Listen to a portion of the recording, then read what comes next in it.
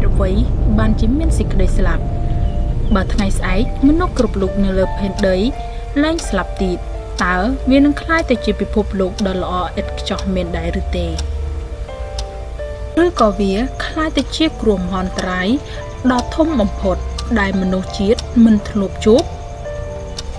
រាល់ថ្ងៃមនុស្សរាប់ម៉ឺននាក់លាចាកលោកនេះហើយក៏មានជីវិតថ្មីរាប់លាននាក់កើតមកដែរមនុស្សគ្រប់រូបដែលកើតមកលើពិភពលោកនេះមិនថាអ្នកមានឬអ្នកក្រទីបំផុតសិតតែត្រូវប្រឈមមុខនឹងសេចក្តីស្លាប់ដូចតែគ្នានោះទេប៉ុន្តែតើវាជាច្បាប់របស់ធម្មជាតិមានដែរឬទេឬមានហេតុផលអ្វីមួយដែលយើងនៅមិនទាន់បានដឹងដូច្នេះនៅក្នុងវីដេអូនេះយើងនឹងស្វែងរកចម្លើយទាំងអស់គ្នាថាហេតុអ្វីបានជាមានសេចក្តីស្លាប់អ្នកទាំងអស់គ្នាសូមស្រមៃមួយផ្លែថាបើថ្ងៃស្អែកអ្នកភ្ញាក់ពីដំណេកហើយដឹងថាចាប់ពីថ្ងៃនេះតទៅមនុស្សគ្រប់រូបនៅលើផែនដីលែងស្លាប់ទៀតហើយមិនថាជាក្មេងមនុស្សពេញវ័យឬមនុស្សចាស់គ្រប់គ្នានឹងរស់នៅជារៀងរហូតដំបូងអ្នកប្រហែលជាគិតថានេះគឺជារឿងដ៏អស្ចារ្យគ្មានការបែកបាក់គ្មានការកាន់ទុក្ខគ្មានទឹកភ្នែកប៉ុន្តែតើអ្នកធ្លាប់គិតទេថាពិភពលោកនឹងទៅជាយ៉ាងណាបើគ្មានសេចក្តីស្លាប់តើជីវិតនៅតែមានន័យដែរឬទេហើយមនុស្សនៅតែឲ្យតម្លៃពេលវេលាដែរឬអត់ថ្ងៃនេះយើងនឹងស្វែងរកចម្លើយជាមួយគ្នាតើសេចក្តីស្លាប់គឺជាអ្វីមិនថាអ្នកមានអ្នកក្រអ្នកល្បីល្បាញឬមនុស្សធម្មតានោះទេនៅទីបំផុតជីវិតរបស់យើងទាំងអស់គ្នាសុទ្ធតែឈានទៅរកចំណុចដូចគ្នាជារៀងរាល់ថ្ងៃមានមនុស្សជាច្រើនកើតមកលើពិភពលោកនេះហើយនៅក្នុងពេលតែមួយក៏មានមនុស្សជាច្រើនលាចាកលោកនេះផងដែរវាដូចជាវិតជីវិតមួយដែលបន្តវិលមិនចេះចប់មិនចេះហើយប៉ុន្តែហេតុអ្វីធម្មជាតិមិនបង្កើតឲ្យមនុស្សរស់នៅជារៀងរហូតហើយហេតុអ្វីគ្រប់ជីវិតត្រូវមានថ្ងៃចាប់ផ្ដើមនិងថ្ងៃបញ្ចប់ចម្ងល់នេះមិនមែនតែអ្នកទាំងអស់គ្នានោះទេដែលឆ្ងល់អំពីរឿងនេះមានមនុស្សទូទាំងពិភពលោកដែលបានឆ្ងល់នឹងសំណួរនេះដូចតែអ្នកដែរបើខ្ញុំសួរថាតើមនុស្សគ្រប់គ្នាខ្លាចសេចក្តីស្លាប់ដែរឬទេចម្លើយរបស់មនុស្សភាគច្រើនគឺខ្លាចមនុស្សគ្រប់គ្នាខ្លាចបាត់បង់មនុស្សដែលខ្លួនស្រឡាញ់ខ្លាចបាត់បង់ក្តីស្រមៃខ្លាចបាត់បង់អ្វីដែលខ្លួនខិតខំកសាងពេញមួយជីវិតនោះហើយជាមូលហេតុដែលសេចក្តីស្លាប់តែងតែជាប្រធានបទមួយដែលធ្វើឲ្យមនុស្សគិតនិងសួរខ្លួនឯងមិនចេះចប់មិនចេះហើយប៉ុន្តែបើខ្ញុំប្រាប់អ្នកថាសេចក្តីស្លាប់អាចជារឿងដែលធ្វើឲ្យជីវិតមានតម្លៃជាងមុនតើអ្នកជឿខ្ញុំដែរឬទេដើម្បីស្វែងយល់ឲ្យបានកាន់តែច្បាស់សូមចាប់ផ្ដើមពីផ្នែកវិទ្យាសាស្ត្រជាមុនសិនតាមទស្សនៈជីវវិទ្យារាងកាយមនុស្សយើងផ្សំឡើងពីកោសិការាប់ពាន់លាន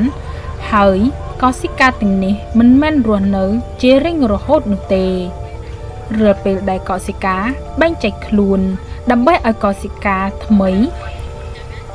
ចុងចំណុះ DNA ដែលហៅថាធីឡូមេនឹងคล้ายៗទៅដោយខ្សែម៉ង់នាឡិកាដែលកំពុងរង្គើថយក្រោយនៅពេលដែលធីឡូមេខ្លីពេកហើយកោសិកានោះលែងអាចបែងចែកខ្លួនបានទៀតហើយចាប់ផ្ដើមខូចខាតឬស្លាប់ទៅវិញនេះហើយជាមូលហេតុមួយដែលរាងកាយយើងចាស់ទៅតាមអាយុកាលស្បែកជ្រីវជ្រួញសាច់ដុំចុះខ្សោយនិងរាងកាយដំណើរការយឺតជាងមុនលើសពីនេះអ្នកវិទ្យាសាស្ត្របានរកឃើញថាមានហ្សែនមួយចំនួនដែលដើរតួនាទីជាកម្មវិធីកំណត់អាយុកាលដែលកំណត់ថាសារពាង្គកាយនីមួយៗគួរតែរស់នៅបានប៉ុន្មានឆ្នាំឧទាហរណ៍សត្វមូសរស់បានតែ2ទៅ3សប្តាហ៍តែប៉ុណ្ណោះចំណែកសត្វមួយប្រភេទទៀតហៅថា Greenland Shark ត អាចរស់នៅបានរហូតដល់ជាង400ឆ្នាំនេះបង្ហាញថាធម្មជាតិផ្ដល់កម្រិតអាយុកាលខុសៗគ្នាទៅតាមប្រភេទសារពាង្គកាយនីមួយៗចុះហេតុអ្វីធម្មជាតិមិនកំណត់ឲ្យគ្រប់សត្វទាំងអស់រស់នៅជារៀងរហូតទៅនេះគឺជាចំណុចដែលគួរឲ្យចាប់អារម្មណ៍មួយអ្នកជីវវិទ្យាវិវត្តពន្យល់ថាសេចក្តីស្លាប់គឺជាផ្នែកមួយសំខាន់នៃដំណើរការវិវត្តបើសិនជាសារពាង្គកាយមួយរស់នៅជារៀងរហូតវានឹងមិនចាំបាច់បន្តពូជទៀតឡើយហើយសែនចាស់នឹងគ្មានឱកាសផ្លាស់ប្ដូរទៅជាល្អប្រសើរជាងមុន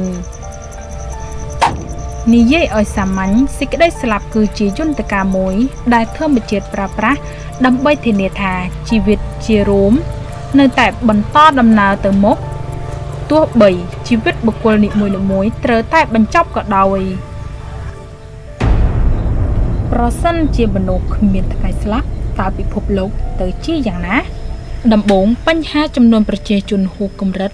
នឹងកើនឡើងភ្លាមប្រសិនបើគ្មាននរណាម្នាក់ស្លាប់ខណៈពេលដែលកូនចៅនៅតែកើតបន្តធនធាននៅលើផែនដីនេះដូចជាចំណីអាហារទឹកនិងកន្លែងរស់នៅនឹងមិនអាចគ្រប់គ្រាន់បានឡើយទី2ការវិវត្តរបស់សង្គមមនុស្សក៏នឹងឈប់ជឿបគៀងដែរភាគច្រើននៃការផ្លាស់ប្ដូរដ៏អស្ចារ្យនានាកើតឡើងនៅពេលដែលចំនួនថ្មីចូលមកជំនួសចំនួនចាស់ទី3និងសំខាន់បំផុតបើគ្មានសេចក្តីស្លាប់តើជីវិតនឹងមានតម្លៃដូចដែលមនុស្សមានឥឡូវនេះទេនេះជាចំណុចដែលទស្សនវិទូជាច្រើនបានលើកឡើងថាសេចក្តីស្លាប់គឺជាអ្វីដែលផ្ដល់ន័យនិងតម្លៃដល់ជីវិតទស្សនវិទូក្រិកបុរាណម្នាក់ឈ្មោះ Epicurus ធ្លាប់បង្រៀនថាមនុស្សមិនចាំបាច់ភ័យខ្លាចសេចក្តីស្លាប់ឡើយព្រោះនៅពេលដែលយើងនៅរស់នៅសេចក្តីស្លាប់មិនទាន់បានមកដល់ទេហើយនៅពេលដែលសេចក្តីស្លាប់មកដល់យើងលែងមានវត្តមានទៀតហើយដូច្នេះសេចក្តីស្លាប់និងជីវិតមិនដែលជួបគ្នាឡើយផ្នែកទស្សនវិទូសម័យទំនើបជាច្រើនបែរជាមើលឃើញថាសេចក្តីស្លាប់ជាចំណុចដែលធ្វើឲ្យជីវិតមានតម្លៃថែមទៀតផងសាកគិតមើលថាបើសិនជាលោកអ្នកមានពេលវេលារាប់លានឆ្នាំតើលោកអ្នកនឹងឲ្យតម្លៃដល់ថ្ងៃនេះដដែលទេភាគច្រើនប្រកាសជាមិនដូច្នោះឡើយព្រោះនៅពេលដែលពេលវេលាមានកម្រិតយើងទើបចេះឲ្យតម្លៃចំពោះរាល់វិនាទីនេះហើយជាមូលហេតុដែលមនុស្សជាច្រើនបន្ទាប់ពីជួបគ្រោះថ្នាក់ជិតស្លាប់ឬឆ្លងកាត់ជំងឺធ្ងន់ធ្ងរតែងតែផ្លាស់ប្ដូរផ្លូវជីវិតចាប់ផ្ដើមឲ្យតម្លៃចំពោះគ្រួសារមិត្តភ័ក្តិនិងអ្វីៗដែលពួកគេធ្លាប់មើលរំលងក្រៅពីទស្សនវិជ្ជាសាស្ត្រនិងទស្សនវិជ្ជាសូមមកមើលមួយទៀតថាតើព្រះពុទ្ធសាសនាមានទស្សនៈយ៉ាងណាដែរចំពោះសេចក្តីស្លាប់នេះក្នុងព្រះពុទ្ធសាសនាសេចក្តីស្លាប់មិនត្រូវបានចាត់ទុកជារឿងគួរឲ្យខ្លាចជ្រុលនោះទេផ្ទុយទៅវិញវាជាការពិតមួយដែលចាំបាច់ត្រូវយល់ដឹងនិងទទួលស្គាល់ដើម្បីរស់នៅដោយប្រាជ្ញាមានន័យថាអ្វីគ្រប់យ៉ាងនៅលើโลกនេះសិតតែមិនស្ថិតស្ថេរផ្លាស់ប្ដូរជានិច្ចរូបរាងកាយយើងអារម្មណ៍យើងគំនិតយើងសូម្បីតែសេចក្តីសុខនិងទុក្ខក៏សិតតែកើតឡើងហើយរលត់ទៅជានិច្ចដែរសេចក្តីស្លាប់គ្រាន់តែជាដំណាក់កាលចុងក្រោយបំផុតនៃការផ្លាស់ប្ដូរនេះតែប៉ុណ្ណោះជាមួយគ្នានេះដែរព្រះពុទ្ធសាសនាក៏បង្រៀនអំពីគោលការណ៍គឺកម្មខាមាថាអ្វីដែលយើងបានប្រព្រឹត្តទាំងកាយវាចាចិត្តសុទ្ធតែជាកត្តាកំណត់នៅជីវិតបន្តបន្ទាប់ទៅមុខដូច្នេះសេចក្តីស្លាប់តាមទស្សនៈព្រះពុទ្ធសាសនាមិនមែនជាទីបញ្ចប់ដ៏ស្ថាពរនោះទេព្រោះបើវាជាទីបញ្ចប់នៃជីវិតមួយភពក៏ដោយព្រះពុទ្ធអង្គក៏បានលើកឡើងពីការនឹករលឹកអំពីសេចក្តីស្លាប់ជាកម្មដ្ឋានមួយសម្រាប់ព្រះសង្ឃនិងពុទ្ធបរិស័ទអនុវត្តដើម្បីលើកទឹកចិត្តឲ្យប្រុងប្រយ័ត្នមិនប្រមាថក្នុងជីវិតការនឹករលឹកអំពីសេចក្តីស្លាប់ជានិច្ចមិនមែនដើម្បីធ្វើឲ្យខ្លាចនោះទេផ្ទុយទៅវិញជួយឲ្យយើងឃើញច្បាស់ថាពេលវេលាមានកម្រិតដូច្នេះគូប្រព្រឹត្តល្អសន្សំបុណ្យនិងកុំប្រមាថក្នុងកិច្ចការសំខាន់ ការបាត់បង់មនុស្សជាទីស្រឡាញ់ធ្វើឲ្យយើងឃើញច្បាស់ថាពេលវេលាដែលយើងមានជាមួយគ្នាពិតជាមានតម្លៃប៉ុណ្ណាមនុស្សជាច្រើនតែងតែសោកស្ដាយព្រោះមិនទាន់បានប្រាប់ពាក្យស្រឡាញ់ឬពាក្យសុំទោសដល់អ្នកដែលបានចាកឆ្ងាយទៅនេះជាមេរៀនមួយដែលសេចក្តីស្លាប់បង្រៀនយើងថាកុំរងចាំដល់ថ្ងៃស្អែកដើម្បីបង្ហាញសេចក្តីស្រឡាញ់ចំពោះមនុស្សដែលនៅជុំវិញខ្លួនយើងលើសពីនេះទៅទៀតការគិតគូរអំពីសេចក្តីស្លាប់ជួយឲ្យយើងកែប្រែសកម្មភាពអតិភិបក្នុងជីវិតមនុស្សជាច្រើនចំណាយពេលទាំងអស់ក្នុងជីវិតរត់តាមប្រកៈមុខងារតំណែងតែភ្លេចគិតដល់សុខភាពគ្រួសារនិងសេចក្តីសុខខាងក្នុងនៅពេលដែលមនុស្សម្នាក់ៗចាប់ផ្ដើមដឹងអំពីសេចក្តីស្លាប់ទើបគ្រប់គ្នាចាប់ផ្ដើមសួរខ្លួនឯងថាតើអ្វីទៅ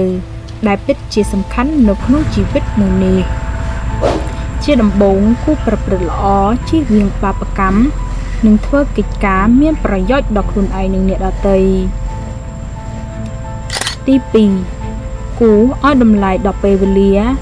ជាពិសេសគឺមនុស្សដែលនៅជុំវិញខ្លួនយើងកុំរងចាំរហូតដល់យើងស្ដាយក្រោយនោះអីទី3គួររស់នៅដោយមិនប្រកាន់ខ្លាំងពេកចំពោះទ្រព្យសម្បត្តិមុខងារឬកិត្តិយសព្រោះទាំងអស់នេះគឺជាអនិច្ចធម៌ដែលទុកនៅលើលោកនេះមិនអាចយកទៅជាមួយបានឡើយការយល់ដឹងអំពីសេចក្តីស្លាប់មិនមែនដើម្បីឲ្យជីវិតគួរឲ្យខ្លាចនោះទេផ្ទុយទៅវិញវាជាកញ្ចក់ដ៏ល្អមួយដែលបញ្ចាំងឲ្យឃើញច្បាស់ថាគួររស់នៅយ៉ាងណាដើម្បីកុំឲ្យស្ដាយក្រោយនៅពេលចុងក្រោយនៃជីវិតសេចក្តីស្លាប់គឺជាផ្នែកមួយដ៏ចាំបាច់នៃធម្មជាតិទាំងក្នុងន័យជីវវិទ្យាដែលធានាការបន្តវិវត្តនៃជីវិតក្នុងន័យទស្សនវិជ្ជាដែលផ្ដល់តម្លៃដល់រាល់វិនាទីនៃការរស់នៅនិងក្នុងន័យព្រះធម៌ដែលបង្រៀនយើងឲ្យយល់ដឹងអំពីអនិច្ចលក្ខណៈនិងកុំប្រមាថក្នុងការសន្សំកុសលហើយសេចក្តីស្លាប់មិនមែនជាសត្រូវរបស់ជីវិតនោះទេវាជាគ្រូបង្រៀនដ៏ស្ងប់ស្ងាត់ដែលរងចាំបង្រៀនយើងគ្រប់ថ្ងៃ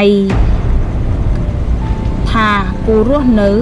ដោយយ៉ាងណាដើម្បីឲ្យជីវិតនេះមានន័យតើលោកអ្នកគិតយ៉ាងណាដែរចំពោះប្រធានបទអំពីសេចក្តីស្លាប់នេះសូមកុំភ្លេចចុច like subscribe ដើម្បីទទួលបានវីដេអូថ្មីៗបន្ថែមទៀតជួបគ្នានៅវីដេអូក្រោយសូមអរគុណ